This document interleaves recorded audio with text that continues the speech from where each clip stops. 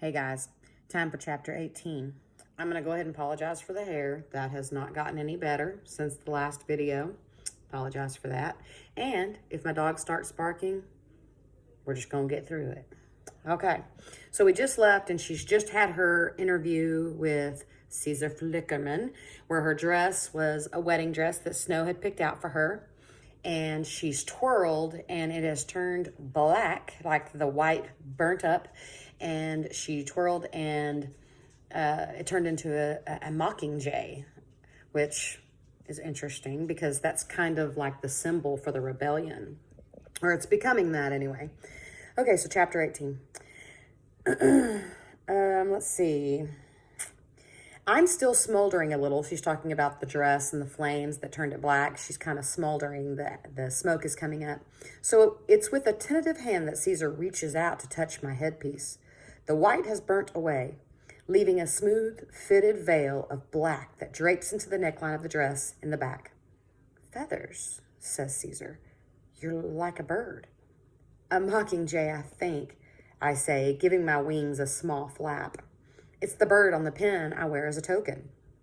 A shadow of recognition flickers across Caesar's face, and I can tell he knows that the mockingjay isn't just my token, that it's come to symbolize so much more. That what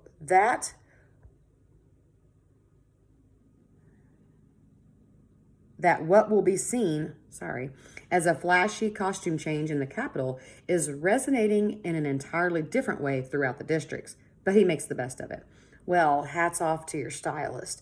I don't think anyone can argue that that's not the most spectacular thing we've ever seen in an interview. Cinna, I think you better take a bow. Caesar gestures for Cinna to rise. He does and makes a small, gracious bow. And suddenly, I am so afraid for him. What has he done? Something terribly dangerous, an act of rebellion in itself. And he's done it for me. I remember his words. Don't worry, I always channel my emotions into my work. That way, I don't hurt anyone but myself. And here he comes. Sorry. And I'm afraid he has hurt himself beyond repair. The significance of my fiery transformation will not be lost on President Snow. The audience, who's been stunned into silence, breaks into wild applause. I can barely hear the buzzer that indicates that my 3 minutes are up. Caesar thanks me, and I go back to my seat, my dress now feeling lighter than air, because remember, it was heavy before. As I pass Peta, who's headed for his interview, he doesn't meet my eyes.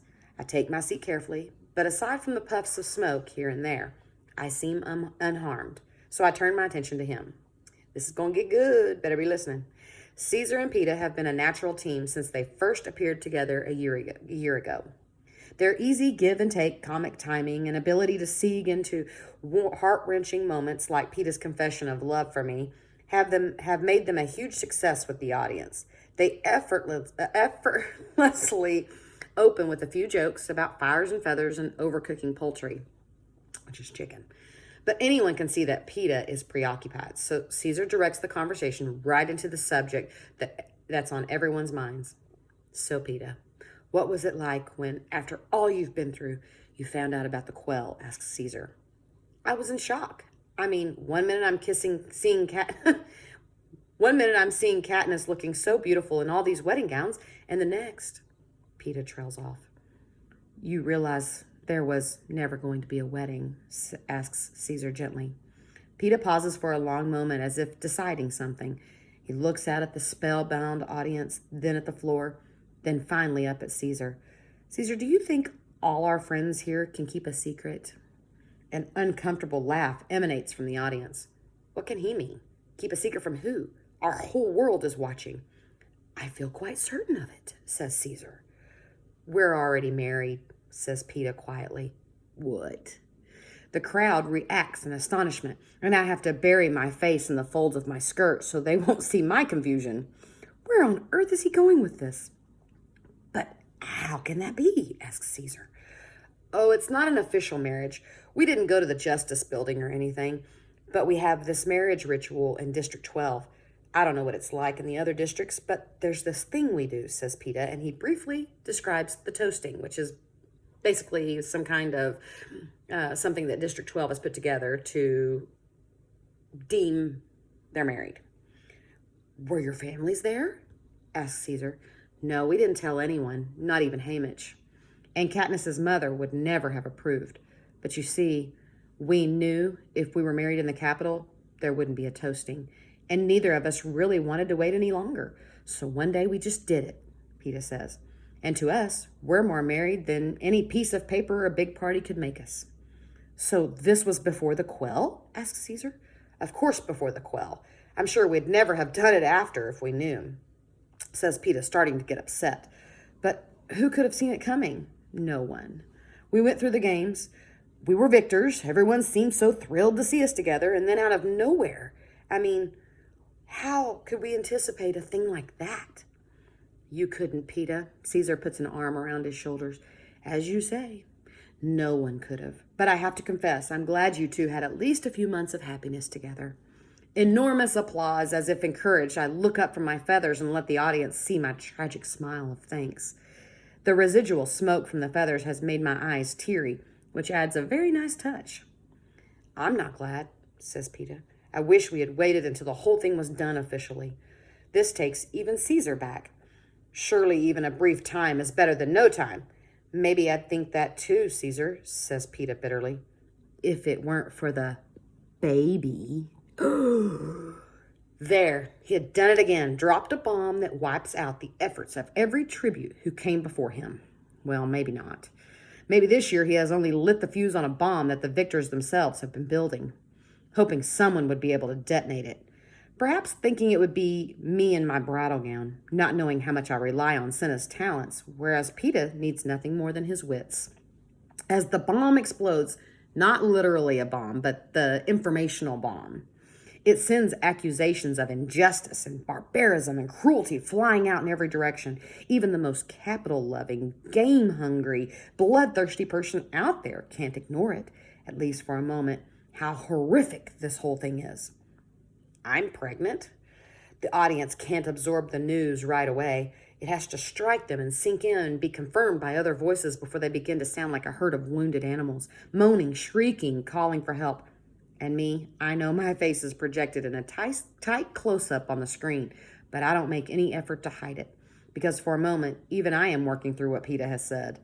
Isn't it the thing I dreaded most about the wedding, about the future, the loss of my children to the games? And it could be true now, couldn't it? I hadn't spent my life building up layers of defenses until I recoil at even the suggestion of marriage or family.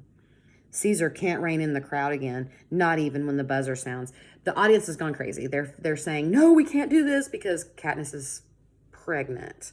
So while all the other victors have come on stage and talked about how wrong this whole thing is, this has made the Capitol audience kind of rethink this whole thing.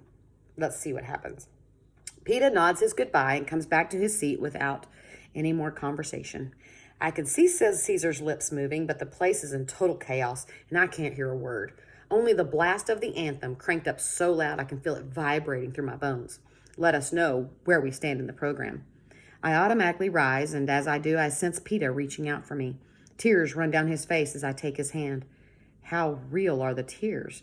Is this an acknowledgement that he has been stalked by the same fears that I have, that every victor has, every parent in every district in Panem? I look back to the crowd, but the faces of Rue's mother and father swim before my eyes, their sorrow, their loss. I turn spontaneously to Chaff and offer my hand. I feel my fingers close around the stump that now completes his arm and hold fast. And then it happens. Up and down the row, the victors begin to join hands, some right away, like the Morphlings, or Wirus and Beatty, others unsure but caught up in the demands of those around them, like Brutus and Inabaria. By the time the anthem plays its final strains, all 24 of us stand in one unbroken line in what must be the first public show of unity among the districts since the dark days. They are all holding hands up there, kind of showing like they're in this together, which is not common because a lot of them come in ready to fight. You know, they've been trained for this and they've been waiting all their lives for this. But in this case, they're showing unity, which can't be good. Just saying. You can see the realization of this as the screen begins to pop into blackness. So the Capitol went, whoop, turn that off. They don't want the audience and the people of the districts to see the unity. It's too late, though. In the confusion, they didn't cut us off in time. Everyone has seen. There's disorder on the stage now, too, as the lights go out and we're left to stumble back into the training center. I've lost hold of Chaff, but PETA guides me into an elevator. Finnick and Johanna try to join us, but a harried peacekeeper blocks their way, and we shoot upward alone. The moment we step off the elevator, PETA grips my shoulders. There isn't much time, so tell me, is there anything I have to apologize for? Nothing, I say. It was a big leap to take without my okay, but I'm just as glad I didn't know.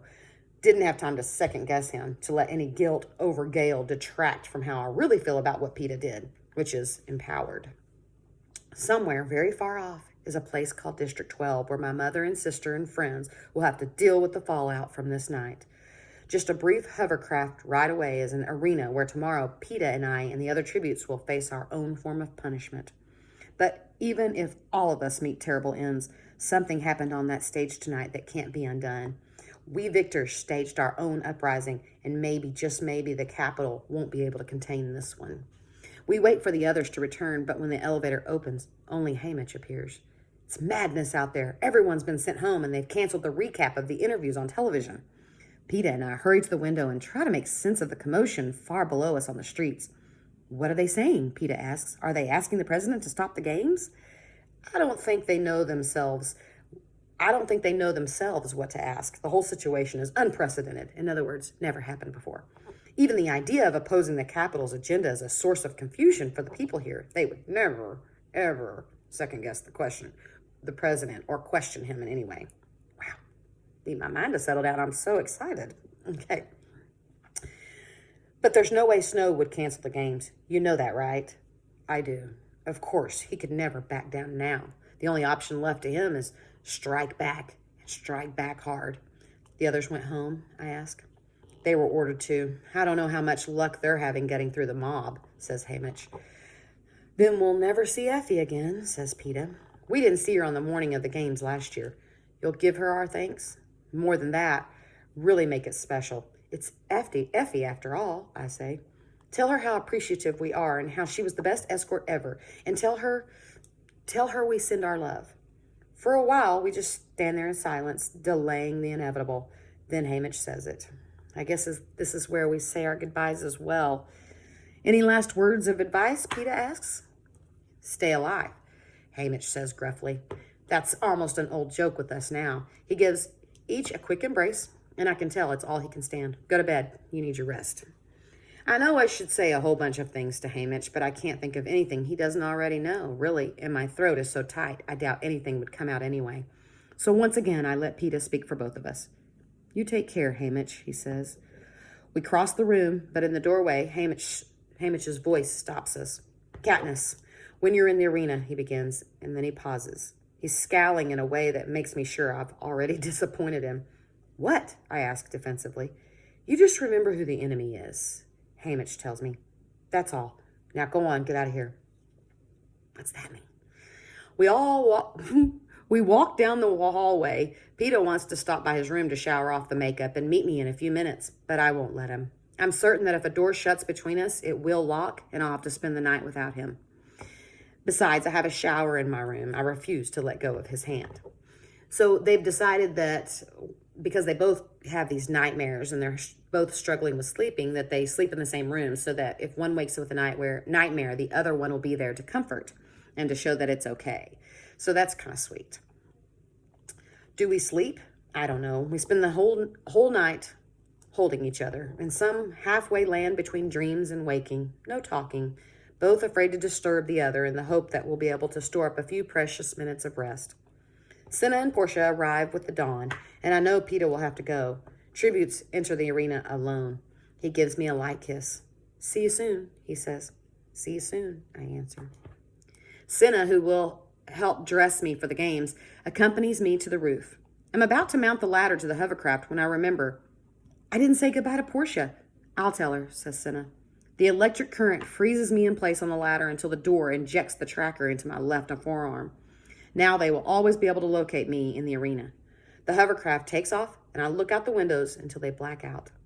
Cinna keeps pressing me to eat, and when that fails, to drink. I manage to keep sipping water, thinking of the days of dehydration that almost killed me last year, thinking of how I will need my strength to keep PETA alive. When we reach the launch room at the arena, I shower. Senna braids my hair down my back and helps me dress over simple undergarments. This year's tribute outfit is a fitted blue jumpsuit made of very sheer material that zippers up the front, a 6-inch wide padded belt covered in shiny purple plastic, a pair of nylon shoes with rubber soles. Doesn't sound like it's very warm. I sure hope it's not cold in there. What do you think? I ask, holding the fabric out for Senna to examine. He frowns as he rubs the thin stuff between the fingers. I don't know. It will offer little help in the way of protection from cold or water. Sun? I ask, picturing a burning sun over a barren desert. Remember, they can make it's going to be different. This arena will not be like the first one. It'll be a completely different situation. So she's wondering if, because of the fabric they've offered for the outfits, if it's going to be, really hot, like a desert, which not going to offer much coverage if that's the case. Possibly, if it's been treated, he says. Oh, I almost forgot this. He takes my gold Mockingjay pin from his pocket and fixes it to the jumpsuit. My dress was fantastic last night, I say. Fantastic and reckless, but Senna must know that. I thought you might like it, he says with a tight smile. We sit, as we did last year, holding hands until the voice tells me to prepare for the launch. Here we go, guys. He walks me over to the circular metal plate and zips up the neck of my jumpsuit securely. Remember, girl on fire, he says. I'm still betting on you. He kisses my forehead and steps back as the glass cylinder slides down around me. Thank you, I say, although he probably can't hear me. I lift my chin, holding my head high the way he always tells me to, and wait for the plate to rise. But it doesn't. And it still doesn't. I look at Senna, raising my eyebrows for an explanation. He just gives his head a slight shake, as perplexed as I am. Why are they delaying this? Supposed to shoot her right up into the arena, right? They haven't. They're just letting her sit there. And suddenly, the door behind him bursts open, and 3 peacekeepers spring into the room.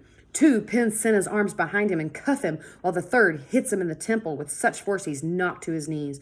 But they keep hitting him with metal-studded gloves, opening gashes on his face and body. I'm screaming my head off, banging on the unyielding glass, trying to reach him. The peacekeepers ignore me completely as they drag Senna's limp body from the room. All that's left are the smears of blood on the floor. Sickened and terrified, I feel the plate begin to rise. So do you see what they've just done? They've just taken Senna, and she's going to enter the arena with this mindset that they just took Senna. And they've hurt him, and he's probably not going to make it through it. And so basically he's being punished for the whole dress situation.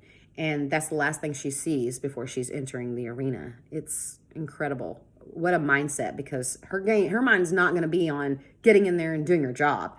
Now her mind's on Senna, and I think that was probably the intention. I don't know. I'm still leaning against the glass when the breeze catches my hair and I force myself to straighten up.